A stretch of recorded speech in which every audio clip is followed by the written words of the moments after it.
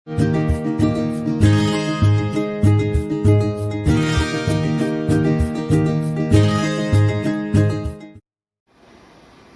Morning students. இன்றைக்கி நம்ம கிளாஸில் பார்க்க போகிறது effective nuclear charge. Effective nuclear charge it is represented by the simple Z சப்ஸ்கிரிப்டில் இஎஃப்எஃப்னு போடும். சரியா? சப்ஸ்கிரிப்ட் என்னது கீழே, இசட்டுங்கிறது இசட் சிம்பிள் போட்டுட்டு எஃபெக்டிங்கிறது கீழே. அப்போ எஃபெக்டிவ் நியூக்ளியர் சார்ஜ்னால் என்ன அப்படின்னா, ஒரு ஆட்டம் இருக்குது, அதில் நியூக்ளியஸ் இருக்கும், அவுட்டர் மோஸ்ட் ஷெல்லில் வேலன்சி எலக்ட்ரான் இருக்கும். The net charge experienced by the valence electrons in the outermost shell, அதாவது outermost shell உள்ள electrons how much it is attracted by the nucleus. நம்ம ஏற்கனவே பார்த்துக்கோம், there is a force of attraction between the nucleus as well as what the outermost shell valence electron. அதுக்கு பேர் தான் effective nuclear charge. Shielding எஃபெக்ட்னா என்ன? இப்போது ஒரு ஆட்டம் இருக்குது, இப்போ ஃபார் எக்ஸாம்பிள் இது ஒரு ஆட்டம்னு வச்சுக்கணும். இப்போ இந்த ஆட்டத்தில் இப்போ இங்கே இந்த இடத்துல நம்ம பார்த்தோம் அப்படின்னா valency electron are present here. இங்கே இன்னர் மோஸ்ட் ஷெல்லையும் நிறைய எலக்ட்ரான்ஸ் இருக்குது. இங்கே இன்னர் மோஸ்ட் ஷெல்லில் என்ன இருக்குது, இங்கேயும் நிறைய எலக்ட்ரான்ஸ் இருக்குது. இதுதான் நியூக்ளியஸ்னு வச்சுக்கோங்க. அப்போ இது வேலன்சி எலக்ட்ரான், இது என்னது வேலன்சி எலக்ட்ரான். அப்போ இந்த வேலன்சி எலக்ட்ரானுக்கும் நியூக்ளியஸ்க்கு இடையில் உள்ள இந்த அட்ராக்டிவ் ஃபோர்ஸ்க்கு பேர் தான் என்ன பேர்? That is called as what? Nuclear charge. இதுக்கு பேர் நியூக்ளியர் சார்ஜ். அப்போ இந்த நியூக்ளியர் சார்ஜை எது ப்ரிவெண்ட் பண்ணும், எது ஷீல்டு பண்ணும் அப்படின்னா, இந்த இன்னர் ஆர்பிட்டல் எலக்ட்ரான்ஸ், இன்னர் ஷெல்லில் இருக்கக்கூடிய ஆர்பிட்டலில் இருக்கக்கூடிய எலக்ட்ரான்ஸ் இந்த நியூக்ளியர் சார்ஜ் ரெண்டுக்கும் இடையில், நியூக்ளியஸ்க்கும் வேலன்சி செல்லுக்கு இடையில் நடக்கக்கூடியதை ப்ரிவெண்ட் பண்ணும், ஷீல்டு பண்ணும். அதுக்கு பேர் ஷீல்டிங் எஃபெக்ட். நல்லா கவனமாக பார்த்துக்கோங்க. இது ஒரு எக்ஸாம்பிளுக்கு சொல்கிறேன். என்னது, ஒரு ஆட்டம், அதில் ஒரு 3 ஷெல் இருக்குது. அவுட்டர் மோஸ்ட் ஷெல்லில் உள்ள எலக்ட்ரான்ஸ்க்கு பேர் வேலன்சி எலக்ட்ரான்ஸ். அடுத்து இன்னர் ஷெல்லில் இருக்கக்கூடிய எலக்ட்ரானுக்கு inner shell electrons. There is a force of attraction between the valence electron and the nucleus. அதுக்கு பேர் தான் நியூக்ளியர் சார்ஜ். ஆனால் இந்த இன்னர் ஷெல்லில் இருக்கக்கூடிய எலக்ட்ரான்ஸ் ஷீல்டு பண்ணும். எதை? வேலன்சி எலக்ட்ரான்ஸை எதுலேருந்து ஹைட் பண்ணுது? நியூக்ளியஸை பார்க்க விடாமல் ஹைட் பண்ணும். அதுக்கு பேர் ஸ்க்ரீனிங் எஃபெக்ட். அதுக்கு என்ன பேர்? ஸ்க்ரீனிங். இதுதான் நீங்கள் முதல்ல ரெண்டு புரிஞ்சுக்கணும். Nuclear charge that is represented by what? Z of E F F. அப்புறம் இந்த இன்னர்ஷியல் எலக்ட்ரான் ஷீல்டு பண்ணதில்ல, that is represented by the simple S, shielding effect.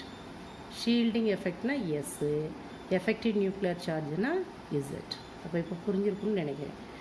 இப்போ எஃபெக்டிவ் நியூக்ளியர் சார்ஜ்னா என்னது? Valency electrons are attracted by the nucleus. that is called as nuclear charge, effective nuclear charge. சரியா?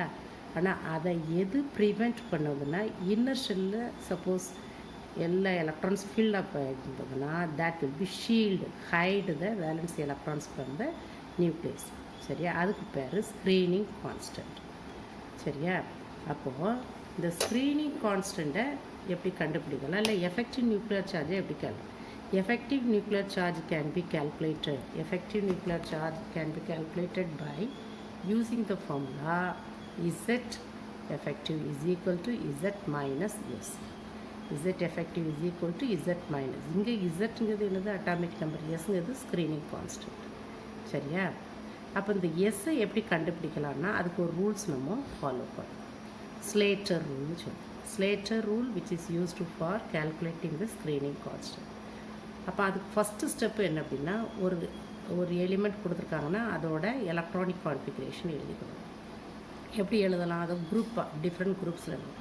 1s, அப்புறம் 2s 2p உள்ள electrons தனியாக ஒரு group, 3s 3p 3d தனியாக, அப்போ 4s 4p 4d 4f அது தனியாக, இப்படி குரூப்பாக எழுதிடும், தனித்தனி குரூப்பில் எழுதிடும். எந்த எலிமெண்ட்டுனாலும் எலக்ட்ரானிக் கான்ஃபிகரேஷன் இந்த மாதிரி எழுதி குரூப்பை தனித்தனியாக பிரிச்சுடும்.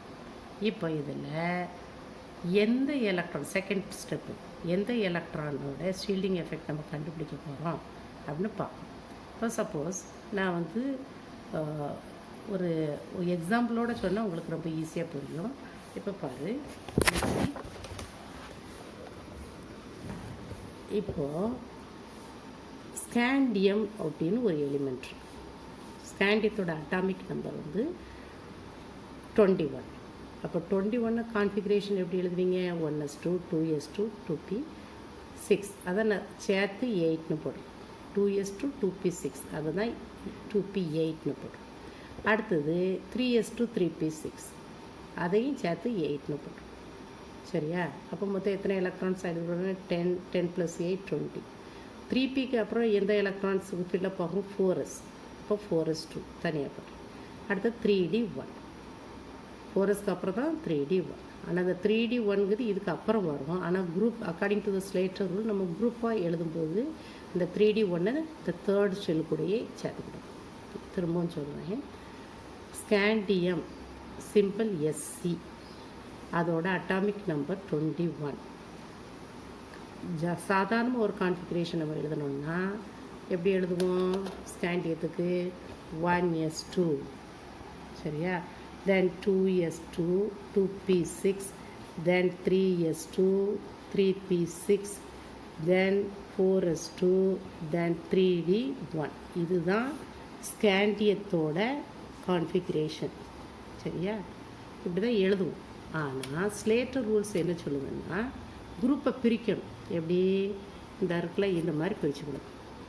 First 1s, then 2s 2p, then 3s 3p, then 3d, then 4s 4p, 4d 4fன்னு பிரிச்சுக்கணும்.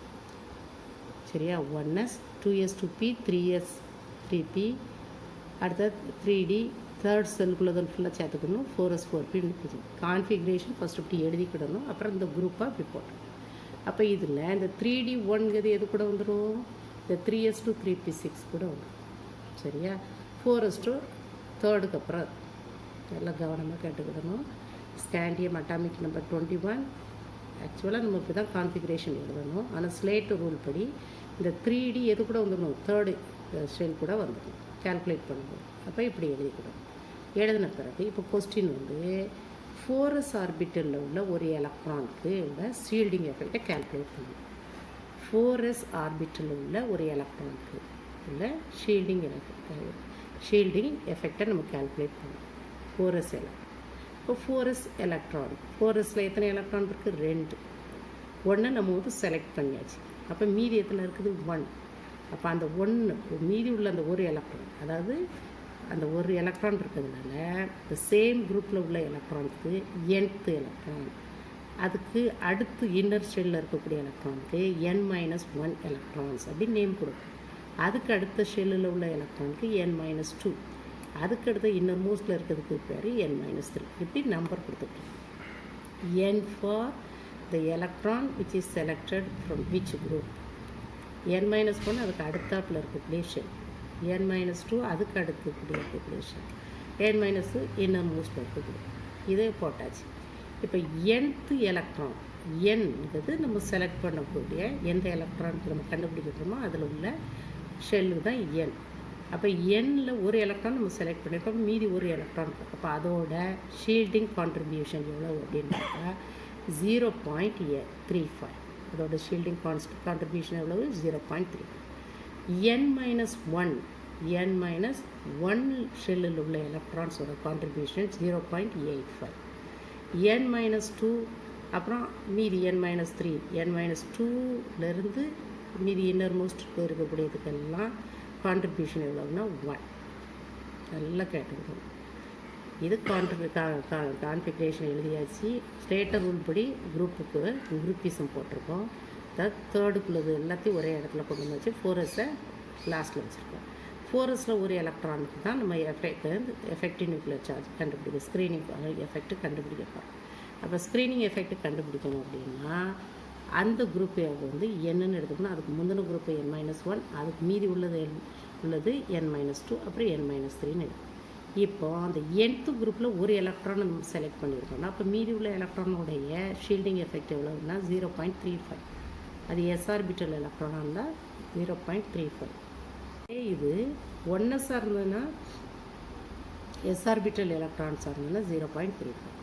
அடுத்தது n-1 ஆர்பிட்டல் உள்ள எலக்ட்ரான்ஸோட கான்ட்ரிபியூஷன் 0.85. மீதி எல்லாம் எனக்கு 1. இது நம்ம எந்த எலக்ட்ரான் கண்டுபிடிக்க போகிறோம், s ஆர்பிட்டல் உள்ள எலக்ட்ரானுக்கு ஸ்க்ரீனிங் கான்ஸ்டன்ட் கண்டுபிடிக்கணும்னா இந்த மெத்தட். சப்போஸ் இந்த s ஆர்பிட்டலுக்கு பதிலாக இதில் உள்ள ஒரு எலக்ட்ரானுக்கு நம்ம கண்டுபிடிக்க போகிறோம்னு வச்சுக்கோங்க. அதாவது அப்போ இதுதான் nth குரூப். இது எந்த குரூப்பு, nth குரூப். எந்த குரூப்பில் உள்ள எலக்ட்ரான் ஸ்க்ரீனிங் கான்ஸ்டன்ட் கண்டுபிடிக்க போகிறோமோ அந்த குரூப்பை தான் நம்ம nth குரூப்னு எடுத்துக்கிறோம். ஃபார் எக்ஸாம்பிள் இப்போ nth குரூப்னு இதை எடுத்துக்கிட்டோன்னு வச்சுக்கோங்க. அப்போ இதுதான் nth குரூப். d ஆர்பிட்டல் உள்ள எலக்ட்ரான்ஸ் கண்டுபிடிக்கணும்னா அது n, அதுக்கு முந்தின உள்ளது n-1, அதுக்கு அடுத்து n-2, n-3ன்னு.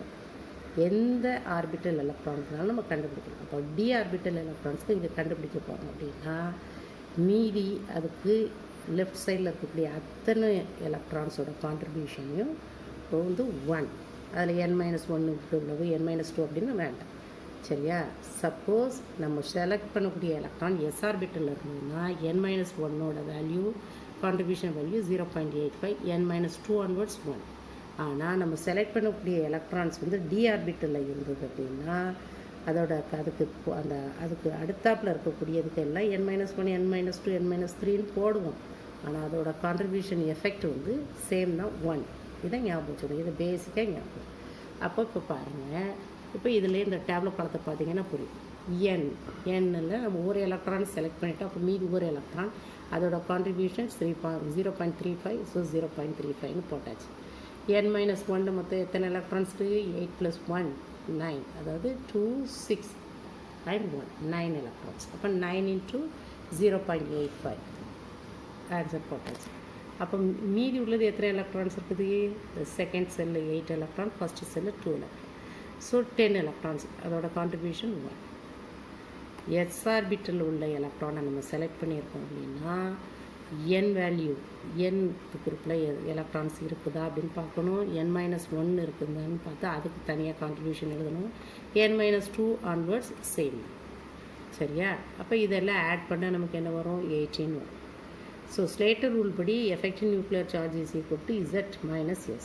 zங்கிறது atomic number. ஸ்காண்டியத்தோட atomic number 21 -18, that is what 3.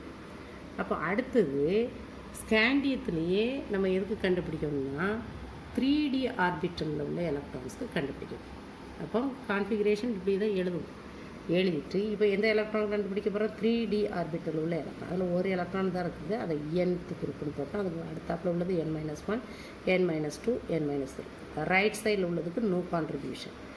எப்போ ஒரு எலக்ட்ரானை நம்ம செலக்ட் பண்ணுறோமோ அந்த குரூப்புக்கு ரைட் சைடில் எந்த குரூப் இருந்தாலும் அதோட கான்ட்ரிபியூஷனை 0ன்னு எடுத்துக்கணும்.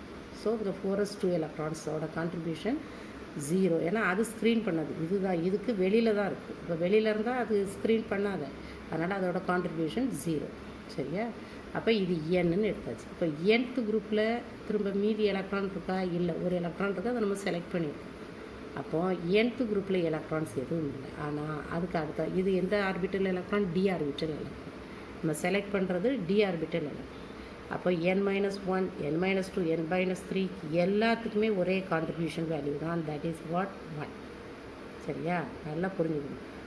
nth குரூப் ஆர்பிட்டல் எதுன்னு பார்க்கணும். அது s ஆர்பிட்டலாக இருந்ததுன்னா அதுக்கடுத்த n-1ஓட கான்ட்ரிபியூஷன் 0.35, n-2ஓட ஆன்வர்ட்ஸ் அப்படின்னு பார்த்தோன்னா அதெல்லாம் 1. d ஆர்பிட்டலோ f ஆர்பிட்டல் எலக்ட்ரான்ஸை நம்ம செலக்ட் பண்ணோம் அப்படின்னா nth குரூப்புக்கு வந்து எடுத்து 0.35 தான். ஆனால் n-1, n-2, n-3 எல்லாத்துக்குமே 1 இஸ் த கான்ட்ரிபியூஷன். அப்போ nth குரூப்பில் நோ எலக்ட்ரான்ஸ், ஸோ 0 × 35 போட்டாச்சு. n-1ல் எத்தனை எலக்ட்ரான்ஸ் இருக்குது, 8. n-2ல் 8, இங்கே 2. அப்போ மொத்தம் 18 எலக்ட்ரான்ஸ் இருக்குது. அதோட மொத்த contribution 8. So atomic number 21 - 18 is a screening constant, that is equal to what 3. இப்படி தான் நம்ம எதை கண்டுபிடிக்கணும், எஃபெக்டிவ் நியூக்ளியர் சார்ஜை கண்டுபிடிக்கணும். That's all.